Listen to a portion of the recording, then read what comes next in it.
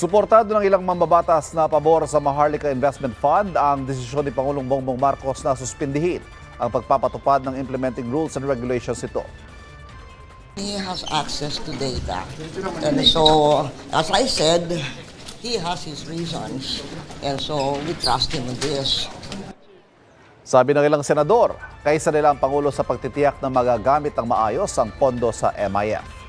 Ayon naman kay Representative Joey Salceda na chairman ng Technical Working Group na bumuo sa MIF Act, on track pa rin daw sa target ang pagsisimula ng programa. Para naman kay Representative Franz Castro na isa naman sa mga tumutol sa Maharlika Fund, hindi lang dapat suspindihin ang IRR, kundi dapat tuluyan ng ibasura ang batas. Kinwestiyon naman ng Senate Minority ang kapasidad ng Land Bank at Development Bank of the Philippines na maglagak ng pondo sa MIF. Kamakailan kasi humingi sila ng regulatory relief o pagluluwag sa Bangko Sentral ng Pilipinas matapos silang mabawasan ng 75 billion pesos bilang mandatory contribution sa MIF. Sabi naman ni Senador Risa Hontiveros na tumutol din sa Maharlika Fund, lumilinaw ng hindi totoo ang pagtitiyak doon ng Finance Secretary Benjamin Diokno na may sobrang perang Land Bank at DBP.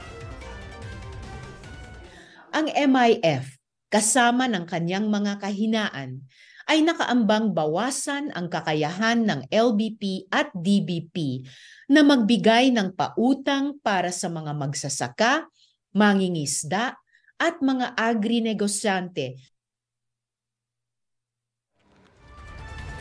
Mga kapuso, para laging una sa mga balita, bisitahin at mag-subscribe sa GMA Integrated News sa YouTube.